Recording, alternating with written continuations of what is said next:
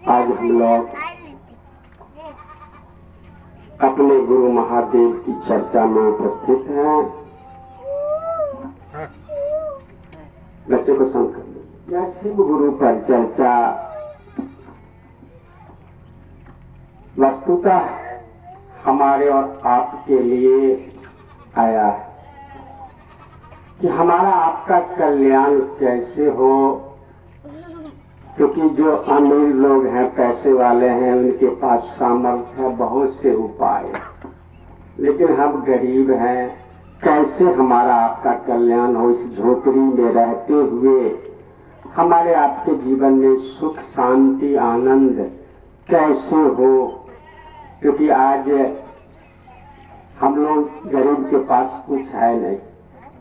कमाते हैं, खाते हैं, शरीर सही रहेगा तभी न 2 रुपया कमाएंगे, 10 परिवार खाएंगे। लेकिन अगर शरीर में कोई बीमारी आ जाए, असाध्य रोग आ जाए, हैं, तो हम लोग जो भी पैसा कमाने वाले हैं वो बीमार पड़ गए, इलाज कहाँ से होगा? हैं, कर्जा पैसा लेकर के हम लोग इलाज कराते हैं, ठीक होते हैं, लेकिन 10 परिवार है, उसी में भोजन पानी, शादी ब्याह, पढ़ाई लिखाई, हम लोग उसी में परेशान रहते हैं। ठीक साहब श्री हरिंद्रानंद भैया ने कहा कि आप झोपड़ी में रहते हो, आपके पास कोई उपाय नहीं, विकल्प नहीं है, तो कुछ करने की जरूरत भी नहीं है, मात्र महादेव को गुरु स्वरूप में वरण कर लो, श्रद्धा समर्पण से भाव से दया की याचना करो, दया मांगो, नमः शिवाय से प्रणाम करो और एक दूसरे से बातचीत करो। जब 3 सूत्र के परिधि में चलोगे, जब 3 सूत्र करोगे, तो गुरु आपके जीवन का, आपके परिवार का उत्तरदायित्व ले लेगा। जैसे घर में कोई गार्जियन होता है तो घर के गार्जियन को चिंता होती है कि हमारे परिवार में आज भोजन की सामग्री है अथवा नहीं है, कौन क्या है, नहीं चिंता गार्जियन को होता है। चिंता गार्जियन को, बच्चे को क्या पता है, बच्चे तो आराम से बैठे रहते हैं, उसके पापा जोड़ करके लाते। ठीक उसी प्रकार जब शिव को गुरु वरण कर लोगे तो गुरु का काम है शिष्य का उत्तरदायित्व लेना, जिम्मेवारी लेना, पथ प्रदर्शक मार्गदर्शन। यानी आपके जीवन में अगर गुरु हो जाते हैं तो आपको चिंता करने की जरूरत नहीं, चूंकि वही गुरु जिनको हम आप शिव कहते हैं, हमारे साहब श्री हरिंदर भैया कहे वो जगत का मालिक है, समस्त ब्रह्मांड का मालिक है। कहा गया कि शिव हमारे आपके लिए वो कल्याण करता है। तो जैसे हमारा आपका भाव, जैसे मान के चले भी एक भगवती स्थान बना दिया आप लोगों ने कि भगवती की स्थान है, पूजा पाठ, बच्चे को यहाँ से हटा दीजिए, बच्चे को यहाँ से हटा दीजिए। तो हम लोग पूजा पाठ करते हैं, आप लोग पूजा पाठ करते हो? क्या कभी विचार किया क्या भगवती वही है, झोपड़ी में है, भगवती और कहीं नहीं, रहने के कुछ और जगह नहीं है, वही रहते हैं? ऐसी बात नहीं। वो जगत पिता, परम पिता जिन्हें शिव कहे, शक्ति कहे, कण कण में है, यहाँ भी है, वहां भी है, वहां भी है, वहां हर जगह है वो, ऐसी बात नहीं की। लेकिन एक बात है कि हमारे आपके पास कोई व्यवस्था नहीं है, तो एक जगह स्थान दे दिया कि चलो वहां पर कोई सक्रिय नहीं करेगा, तो नियम निष्ठा से नींव पोत करेगा। एक मन में, हमारे आपके मन में एक श्रद्धा है, बस हो गया। मन ये समझता है कि ये जगह पवित्र है, चलो यहाँ भगवती की आराधना किया जाए। तो आप जहां भी, चूंकि परमात्मा तो कण कण में है, जरे जरे में है, श्रद्धा समर्पण से आप जहां भी याद करेंगे वो तत्पर है। दूसरी चीज, अगर आप भगवती की पूजा करते हो, अगर आप शिव का शिष्य बन करके, शिव का शिष्य बन करके, बच्चे शिष्य बन करके दया मांगोगे, नमः शिवाय करोगे, तो भगवती की पूजा करो न करो, भगवती आपके ऊपर प्रसन्न होगा। आप करके देखना, करके देखना। बहुत ज्यादा प्रसन्न हो जाएगी। जो वो मांगोगे भगवती देगी आपको। अगर भगवती पूजा नहीं भी करोगे, अगर 3 सूत्र करते तो करके देख लेना, आजमा करके देख लेना। क्यों जानते हैं? मान के चलिए कहा गया भगवती को वही शिव की पत्नी है। विचार कीजिए, अगर आपके मान के चलिए आपके पति को कोई काफी सेवा करता है, खूब सेवा करता है और आपको जानता भी नहीं है, लेकिन आप जानते हैं कि हमारे पति को ये सेवा खूब करता है, तो उसके प्रति आपके दिल में प्रेम होगा कि नहीं? बताइए आप लोग। प्रेम होगा ऑटोमेटिक। अगर आप समझोगे कि हमारा चाहे मान के चलिए आप लोगों का अगर पति का कोई सेवा खुद दिल से करता है, आपके पति का वो अनन्य भक्त है, तो उसके लिए आपके दिल में श्रद्धा होगी ना। आप भी समझो कि हमारे पति के बहुत ये सेवा करता है, हमारे पति के बहुत ये भक्त है। हाँ, दिल में होगा कि नहीं भाव? और जैसे ही दिल में आपको होगा तो आप उसके आपको जाने न जाने, आप उसको जाने न जाने, लेकिन अगर नजर पड़ जाए, अगर आ जाए, तो उसके लिए आपके दिल में प्रेम होगा कि हमारे पति के ये अनन्य भक्त है शिव। ठीक उसी प्रकार जब शिव की आप 3 सूत्र करोगे, दया मांगोगे, नमः शिवाय करोगे, जब गुरु की बातें करोगे, वहां पर बैठ करके गुरु की बात करोगे, भगवती बहुत प्रसन्न होगी। लेकिन धूप अगरबत्ती फूल पत्ती चढ़ाओगे, घर में सामंजस्य नहीं है, प्रेम नहीं है, तो कुछ भी नहीं होगा। नोट कर लेना।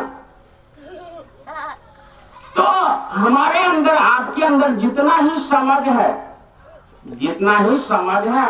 बार बार बच्चे को बैठा, जितना ही समझ है कि हमारा आपका जीवन कल्याण में कैसे होगा, शांति में कैसे होगा, क्योंकि आज हर तरफ से गरीब को ही भोगना पड़ता है, मेहनत करता है, मजदूरी करता है, लेकिन आज 2 वक्त का भोजन सही से नहीं मिल पाता है। लेकिन जो महलों में बैठा हुआ है, सब कुछ हम लोग मान के चलिए किसान उपजाएगा नहीं तो वो महल वाला क्या खाएगा, लेकिन उपजाता ये मेहनत ये करता है और भूखा रहना इसको पड़ता है। हम लोग को सही से राशन नहीं मिलता है, अमीर लोग हम लोग का नाम काट करके हम लोग को जो सरकार की तरफ से आता भी है वो भी खा जाता है, थोड़ा बहुत देता है, खा जाता है। उसके घर में एक कुत्ता है, जानवर है, अमीर के घर में, तो उस कुत्ता को पोसने के लिए एक नौकर है, उस कुत्ता को खाने के लिए दूध मिलता है, रोटी मिलता है, लेकिन हम आप भूखे सोते हैं, उसकी चिंता नहीं है। कभी का आज समाज की जो स्थितियां हैं, आज लगता नहीं कि मानव है। एक तरफ वेद धर्म शास्त्र कहता है इस मानव के बारे में, बड़े भागे मानो सकल पावा, असुर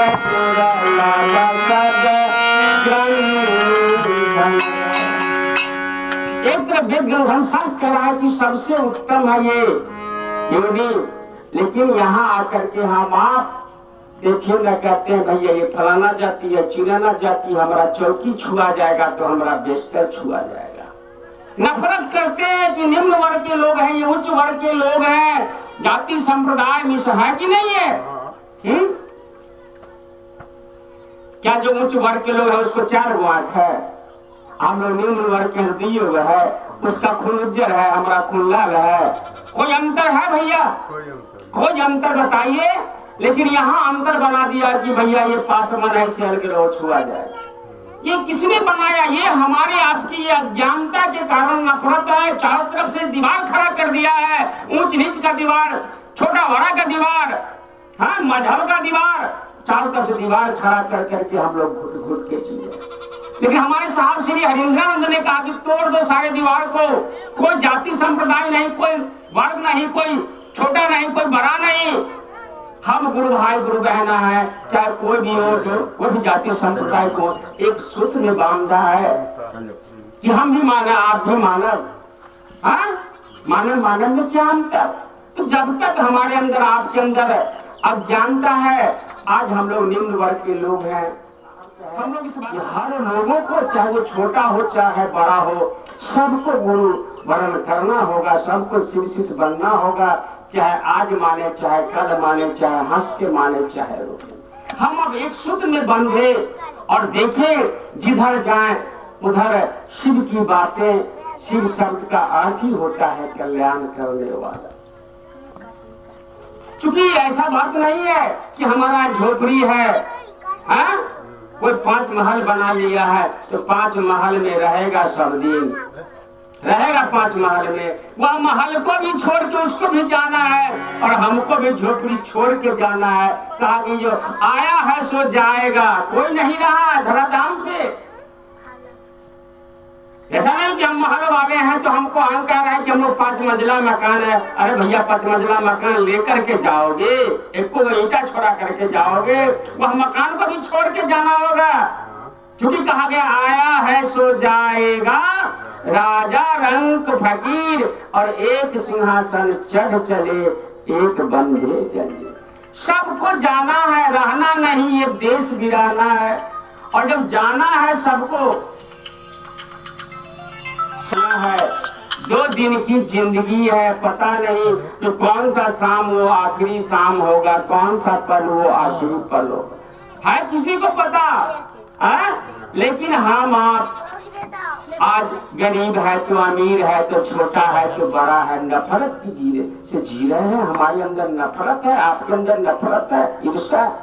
यह समझ ही नहीं पा रहे हैं कि मानव सबसे उत्तम योनि में आया है, ये मानव सबसे उत्तम योनि कहलाता है। अरे भैया 2 दिन की जिंदगी है, पल का ठिकाना नहीं, पल का ठिकाना है कि कौन अगले पल है कौन अगले पल नहीं है, पल का ठिकाना नहीं। वर्षों की चिंता करते तो हमारे साहब कहे कि जैसे ही शिव का शिष्य बनते हो, शिव से दया की याचना करते हो, तो कहा गया ऊपर वाला भूखा जगाता जरूर, भूखा सुलाता नहीं।